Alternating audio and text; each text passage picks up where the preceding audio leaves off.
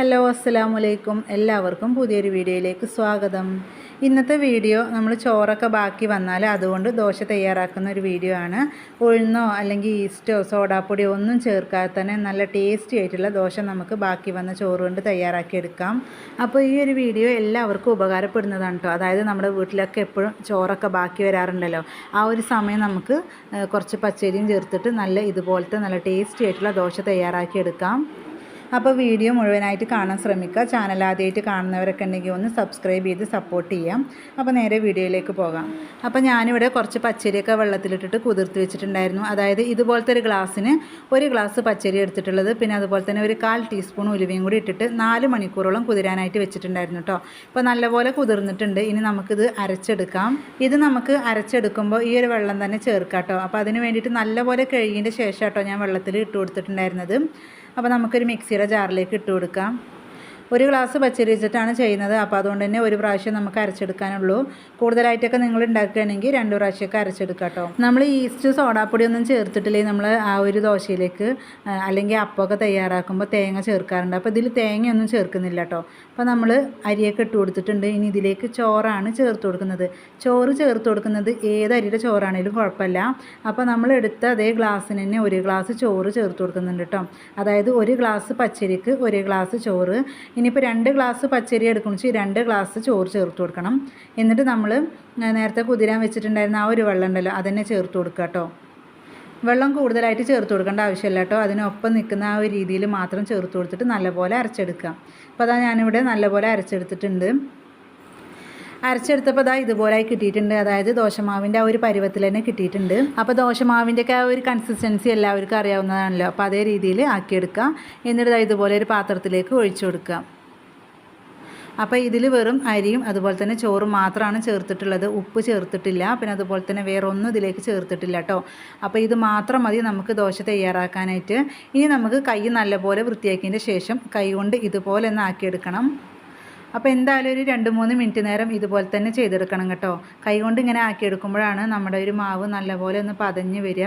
അതുപോലെ തന്നെ നല്ല സോഫ്റ്റായിട്ട് കിട്ടുള്ളൂ. അപ്പോൾ നിങ്ങൾക്ക് വേണമെങ്കിൽ ഉപ്പ് ഈ ഒരു സമയത്ത് ചേർത്ത് കൊടുക്കുക കേട്ടോ. അപ്പോൾ ഞാനിപ്പോൾ ചേർത്ത് കൊടുക്കുന്നില്ല. ഞാൻ ദോശ തയ്യാറാക്കുന്ന ഒരു സമയത്താണ് കേട്ടോ ചേർത്ത് കൊടുക്കുന്നത്. പിന്നെ അതുപോലെ തന്നെ നമ്മളിത് തലേ ദിവസമാണ് അരച്ച് വെക്കുന്നത്. എന്നിട്ട് രാവിലെ ആകുമ്പോഴത്തേനാണ് കേട്ടോ നല്ലപോലെ ഒന്ന് നമുക്ക് മാവ് പതഞ്ഞ് കിട്ടുള്ളൂ. അല്ലാതെ നമ്മൾ അരച്ച ഉടനെ ഉണ്ടാക്കിയെടുക്കുന്നതല്ല. അപ്പോൾ ചില ആളുകളൊക്കെ കൈകൊണ്ട് മിക്സ് ആക്കുന്നതിന് പകരം തവി വെച്ചിട്ട് ഇങ്ങനെ മിക്സ് ആക്കി എടുക്കും. അപ്പോൾ അങ്ങനെ ചെയ്യരുത്. നിർബന്ധമായിട്ടും കൈകൊണ്ട് തന്നെ മിക്സ് ആക്കി എടുക്കണം. അപ്പോൾ ഇതുപോലെ കേട്ടോ നമ്മുടെ ദോശമാവ് കിട്ടിയിട്ടുള്ളത്. തവി വെച്ചിട്ട് ഇതുപോലെ അങ്ങനെ ചെയ്യുമ്പോൾ അപ്പോൾ ചെറിയ ചെറിയ ബബിൾസ് ഇങ്ങനെ വരും. അപ്പോൾ അങ്ങനെ ആക്കിയെടുക്കണം കേട്ടോ. അപ്പോഴുള്ളൂ നല്ലപോലെ ഒന്ന് പൊങ്ങി കിട്ടുക. മിനിമം ഇതൊരു 8 മണിക്കൂറെങ്കിലും റെസ്റ്റ് ചെയ്യണം കേട്ടോ. അപ്പോൾ അതായത് രാവിലെ നമ്മൾ തയ്യാറാക്കാനാണെങ്കിൽ വൈകുന്നേരം റെഡിയാക്കി വെച്ചാൽ മതി. അപ്പോൾ അവിടെ മാവ് റെഡി ആയിട്ടുണ്ട് കേട്ടോ. ഇനി നമുക്കിത് അടച്ചു വെക്കാം.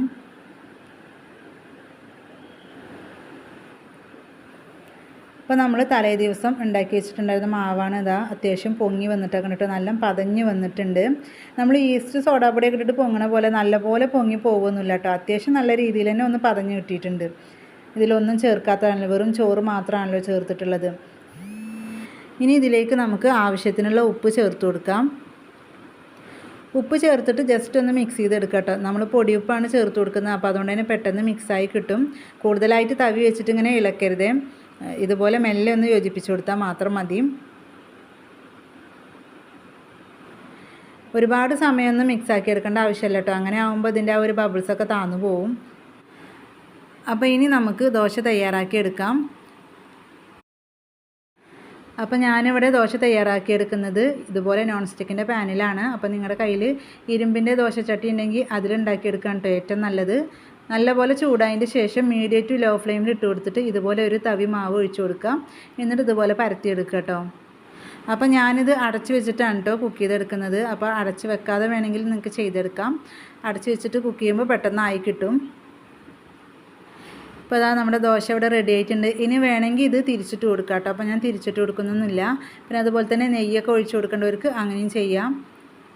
ചോറ് വെച്ചിട്ട് നമ്മൾ ഇങ്ങനെ ദോശ തയ്യാറാക്കി എടുക്കുമ്പോൾ ഒന്ന് ക്രിസ്പി ആക്കി എടുക്കണതാണ് കേട്ടോ ഏറ്റവും നല്ലത്. നല്ല പെർഫെക്റ്റ് ആയിട്ട് തന്നെ നമ്മുടെ ദോശ ഇവിടെ കിട്ടിയിട്ടുണ്ട്.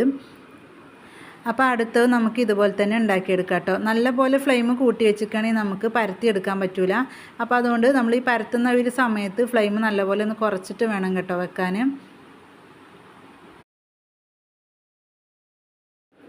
അപ്പോൾ ചോറ് വെച്ചിട്ട് നിങ്ങൾ ദോശ തയ്യാറാക്കി നോക്കിയിട്ടില്ലെങ്കിൽ തീർച്ചയായും നിങ്ങൾ ഈ ഒരു റെസിപ്പി ഒരു പ്രാവശ്യമെങ്കിലും ട്രൈ ചെയ്ത് നോക്കണം കേട്ടോ.